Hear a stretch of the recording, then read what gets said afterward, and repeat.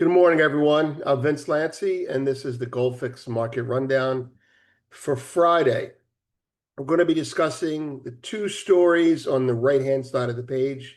Russia nationalizes its gold. That's a little bit hyperbolic, but it's effectively what's going on.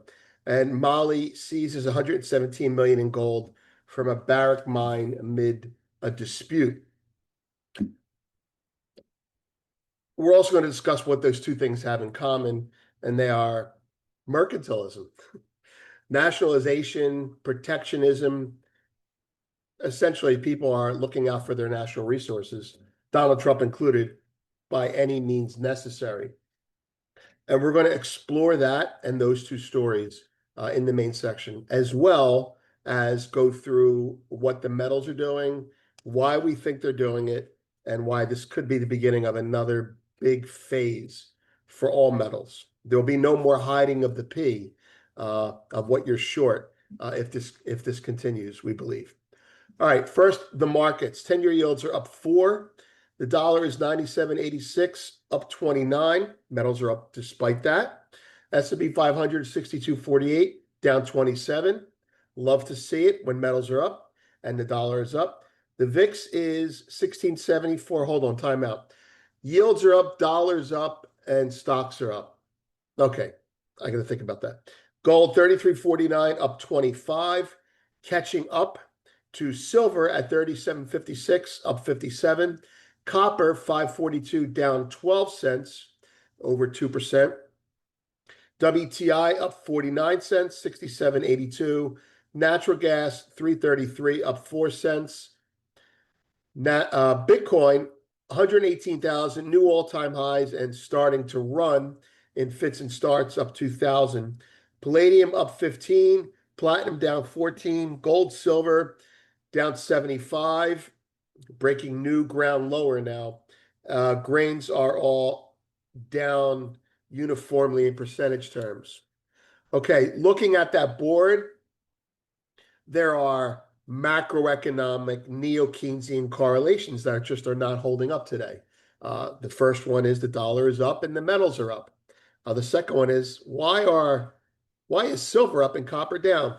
The third one is why is palladium up and platinum down? And each one of these is showing you the breakdown in neo-Keynesian correlations, and the relationships that we used to believe were true are no longer true. What I will say, just as a quick preview of the whole, let's go through the metals chart thing, is that the metals, all commodities, but the metals right now are increasingly being price driven by who's panicking at that moment. Oh my God, I'm short copper, buy it. Oh my God, I'm short silver, buy it. This is what's happening right now because people can't see past their noses of their own short-term risk. And that's fine. That's what you're supposed to do. However, in the past, when you were long gold and you were worried about gold, you'd short silver. Well, now silver's going up. Well, cover your silver, put it into platinum. Well, now platinum's going up. Cover the platinum, put it into palladium. Now palladium's going up. The cycle of the hiding of the P is not working. You have to keep moving it around, robbing Peter to pay Paul. It's essentially a daisy chain of commodities that is starting to happen. And the daisy chain concept simply is this. You account for things being in more than one place at the same time. It's there. No, it's there. It's there. It's at the same time, it's in both places because you're not looking at both places. Another analogy to give you an idea, a very metal-specific analogy is there's gold in the Federal Reserve vault and there's gold in the JP Morgan vault. And there's a tunnel connecting them. Well, where's the gold? It's wherever you look for it. Because picture a guy running back and forth in between the vaults with the gold. Oh, they're auditing JP Morgan. Bring all the gold over there. Oh, they're auditing the Fed. It's daisy chaining.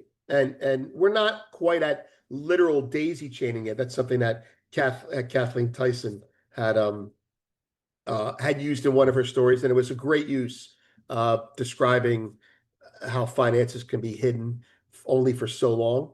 But it's happening in metals now. You can't hide your shorts. You can't park your shorts somewhere else. Everything is running in, and those things are running in because, I mean, I'm getting into the whole and conversation now. Those things are being run in because Trump says we're protecting critical minerals, and that means copper. It also means silver. He just ain't going to say it, right? Russia says we're confiscating the gold from a certain mine. Mali says we're throwing Barrick out and taking their gold. Every nation is ring fencing natural resources. Okay. All right. So I got ahead of myself. First story: Russia nationalizes its gold effectively. Russian prosecutors have moved to seize the assets of billionaire Konstantin Strukov, marking a stark turn in the Kremlin's crackdown on oligarchs deemed insufficiently obedient. Strukov, long considered loyal to President Vladimir Putin, now faces criminal charges, asset forfeiture, and political exile.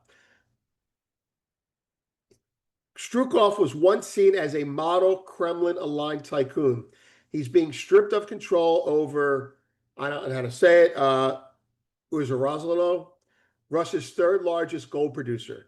Prosecutors are pressing corruption charges and have asked the judiciary to transfer all of Strukov's assets, domestic and offshore, into state hands. He was reportedly detained on July 5th while attempting to fly to Turkey with his passport now invalid. Well, if you're an authoritarian republic, you can't just arrest people and steal their gold. You have to have the law on your side. And why would Putin do that? Why would Putin turn on a loyal person? Well, he's an international financier in gold. They don't want the gold to leave. There's other reasons, but he's nationalizing the gold that needs to be nationalized. He's protecting the natural resource. Next story. Mali seizes $117 million in gold from Barrick mine amid dispute. Malian military helicopters landed unannounced at Barrick Gold's Luolo Junkoto complex Thursday, seizing over 1 metric ton of bullion worth more than $117 million. Helicopters, right? The move escalates a months-long standoff between the Canadian miner and Mali's military government. Barrick Gold confirmed that helicopters from the Mali government did arrive without warning and departed with approximately 2,204 pounds of refined gold, valued at 117.2 million, based on Thursday's price of 33.24 an ounce, and it's now worth more. The metal is reportedly in the hands of the provisional administration appointed by Bamako, although its final destination remains unclear. Well, I mean, this is a coup, right? I don't even know if it's a nation yet anymore. A national government. It's a provisional government. So it's a military dictatorship. That's what they're headed towards. And if you're a foreign miner operating in there, what are these nations going to do? They're going to extract more money for the value they're giving away. Evil Western colonialists. Mali's just going to pull a gun on you and say, give me the gold, right? Latin America, what are they going to do? This is mercantilism, right? This is the wheel of mercantilism. Wait, let me put that up for this. I have that in here somewhere. There we go. All right. I tried to get away from it, but it just wouldn't let me. Okay. Let's look at the world in discussing this gold, copper, rare earth stuff. In Russia, everyone wants to protect their natural resources, and they must do so in a public way that's palatable to their population, to their voters, to their subjects, to their military pals. All right, so we start with Russia. Russia wants to protect its gold. Well, find someone who's corrupt. They're all corrupt. Find someone who's corrupt that you have no use for. Arrest him, take his mine, and now you've protected a large chunk of gold. Not to mention the other miners are going to be a little bit more careful and probably offer to sell you more, give you more to keep their jobs. Let's move to other BRICS countries like like Saudi Arabia or Indonesia. You have natural resources and you're constantly, let's say it's lithium. It actually happens this way. You're constantly selling your lithium to America.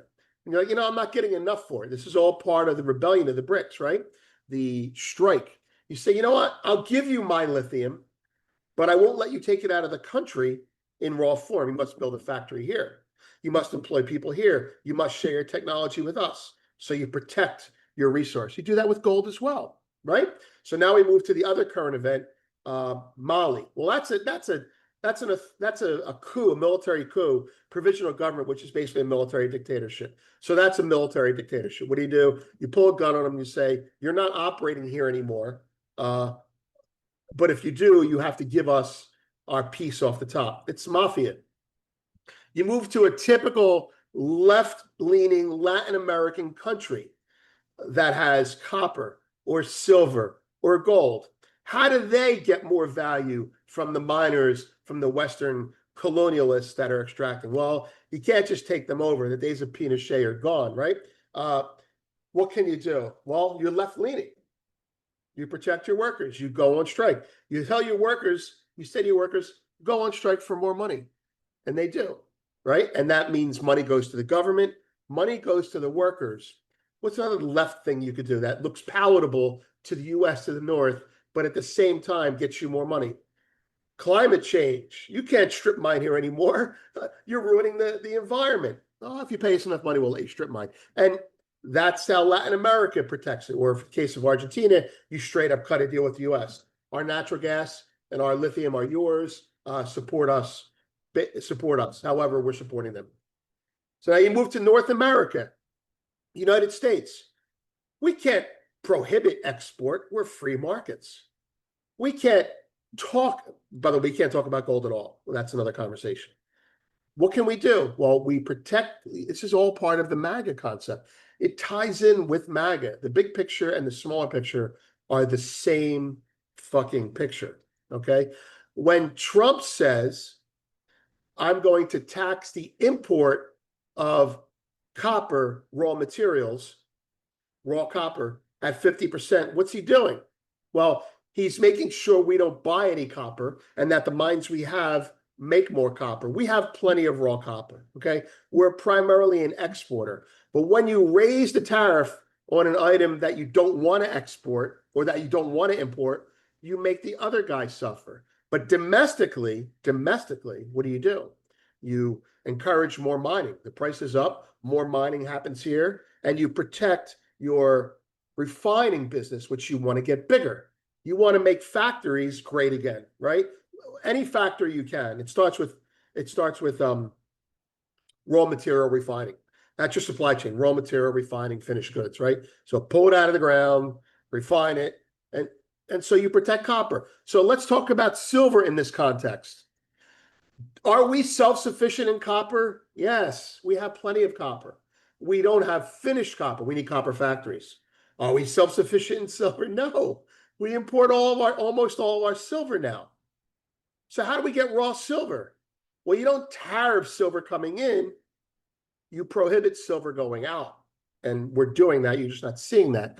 I talked to some industry people, and it's basically you're not encouraged to sell silver overseas, which goes along with gold.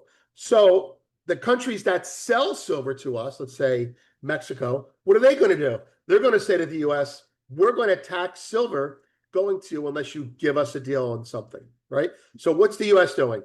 Tax the things we have that other people want, right? And don't tax the things we want to buy. So every nation on earth is going to not tax things they want to buy. And what's the one thing that every nation on earth wants to buy right now?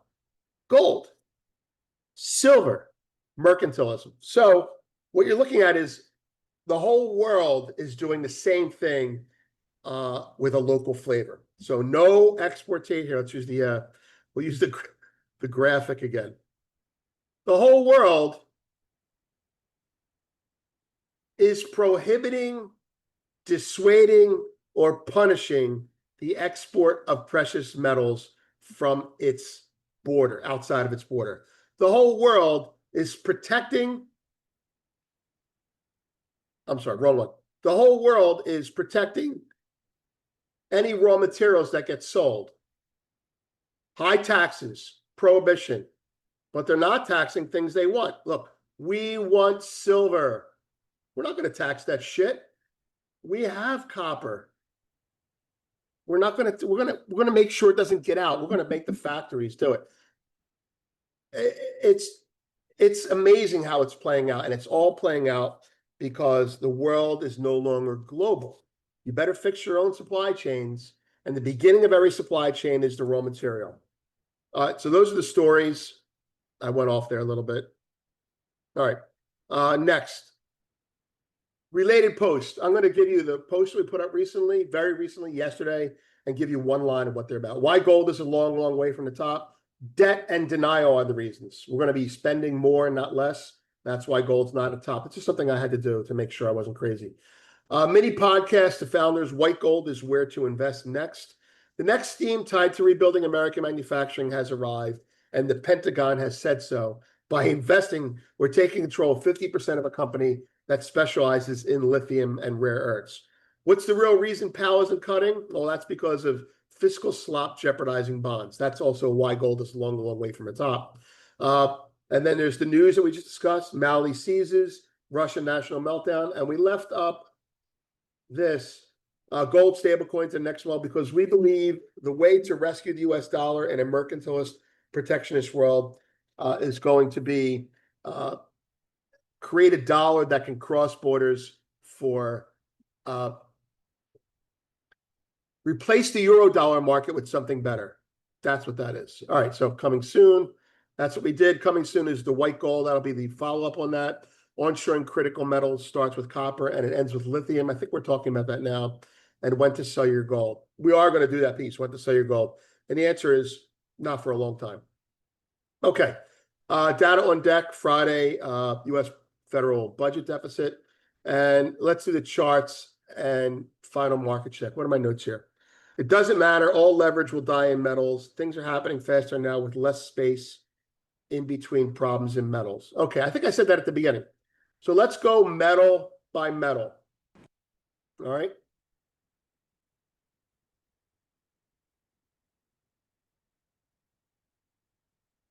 Let's start with gold. So there's gold's daily.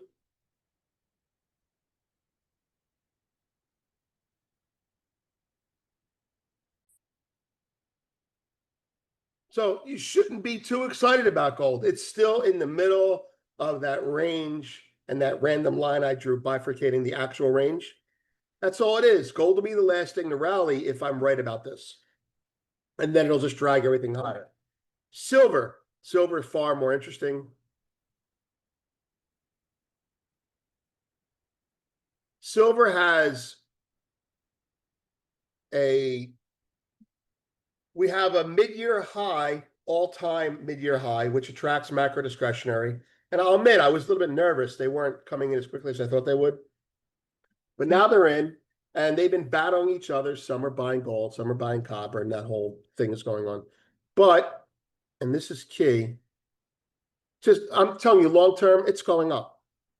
It's just going up. Short-term, for those of you looking for an indication, I get these signals, and the last time I got one was here, and that proved to be a bullish signal that paid off. And yesterday's close, I alerted subscribers that I got another one, and I actually added to my position. So I'm not irresponsibly long yet, but I added to it, and I just don't think let me just forget my opinion. As long as we stay above 36.94 on a closing basis, this market's probably going to go to 38.50 in a day or two, and then $40 will be a heartbeat away. So silver short term is validating the long term momentum you get from people like Michael Oliver. So this is kind of like a confirmation, right? This is like if you get a long term momentum signal, and then you get a short-term momentum signal, well, the short-term one's going to be that much better. Palladium and platinum. I don't really have a feel for palladium, but I will say that Uh, the world had been long palladium and short platinum forever. That trade got blown out of the water starting in June, and now people are getting long platinum and short palladium. And so you're going to have these volatile.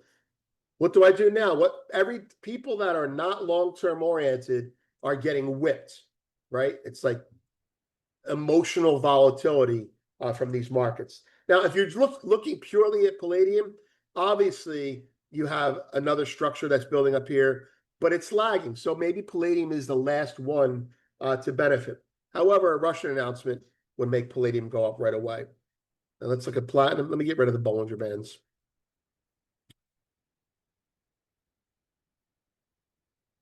Platinum, right? Same idea. Same. I mean, everything is doing the same thing now. And gold, for change, is not like here's gold structure. Everything ran up and now has these little structures up top. Here's gold structure. It's almost like gold has stopped and said everybody catch up, right? So platinum, palladium, I don't have a good feel for. I guess what I'm saying with regards to the metals is you're running out of places to hide if you're short any of the metals. The EFP in silver is indicating more fears of tariffs, and they're probably not going to come. He's not going to. I mean, I would be surprised if Trump announced a tariff on the imports of a raw material we need.